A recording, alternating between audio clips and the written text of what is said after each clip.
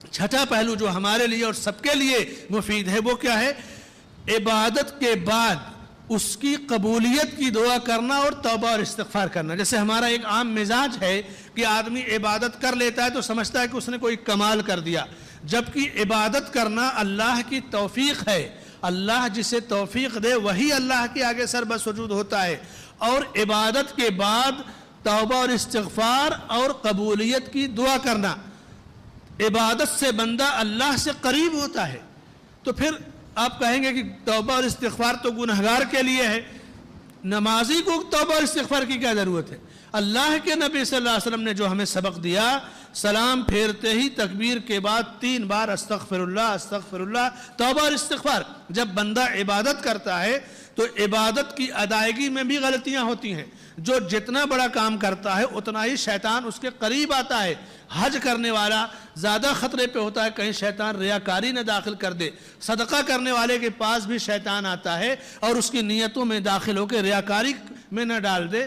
عبادت کے اندر ریاکاری یا خلوص کی کمی، خشوع اور خضوع کی کمی، یہ تمام چیزیں آ سکتی ہیں۔ تو اللہ نے تربیت دی کہ فوراً تم توبہ اور استغفار کر لیا کرو، اور اس عبادت کے بعد اس کی قبولیت کی اللہ سے دعا کیا کرو۔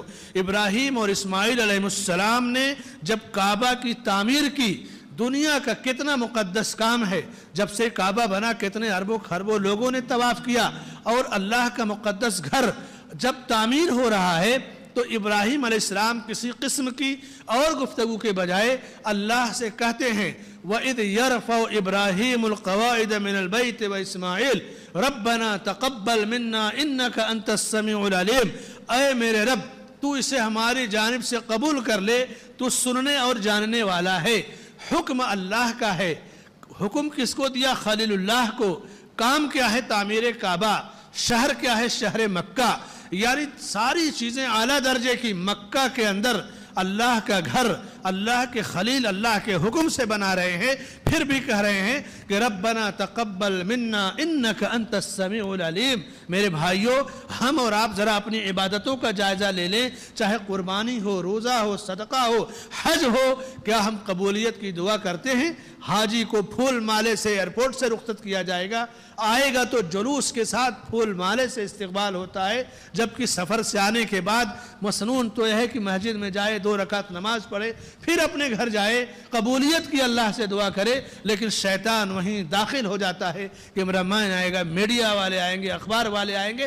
میرے بھائی اور دوستو، عبادت اگر قبول نہیں کی گئی تو اس عبادت کا کوئی فائدہ نہیں۔ تو قبولیت کی دعا کرنا اور اللہ سے توبہ اور استغفار کرنا، ربنا واجعلنا مسلمین لک ومن ذریتنا امتا مسلمہ وارنا مناسکنا وتب علینا انک انت التواب الرحیم۔ تو توبہ اور استغفار، عمل کی قبولیت کی دعا کرنا۔ امام سعید ابن مسیب اور بعض تابعین کے بارے میں وارد ہے کہ جب رمضان کا مہینہ ختم ہو جاتا تو راتوں کو روتے، خوب روتے۔ لوگ پوچھتے کہ اب رونے کی کیا ضرورت ہے، رمضان گیا، حج کا مہینہ آ گیا۔ کہتے کہ 2 وجہ سے رو رہا ہوں۔ ایک وجہ کہ پتہ نہیں آئندہ سال ہمیں یہ مہینہ ملے گا یا نہیں، ایک وجہ۔ دوسری وجہ، ہم نے اس مہینے میں جو عبادت اور نیکی اور بھلائی کی ہے پتہ نہیں قبول کی گئی یا ٹھکرا دی گئی۔ یعنی نیکی کرنے کے باوجود اس کے عدم قبولیت کے خوف سے روتے تھے۔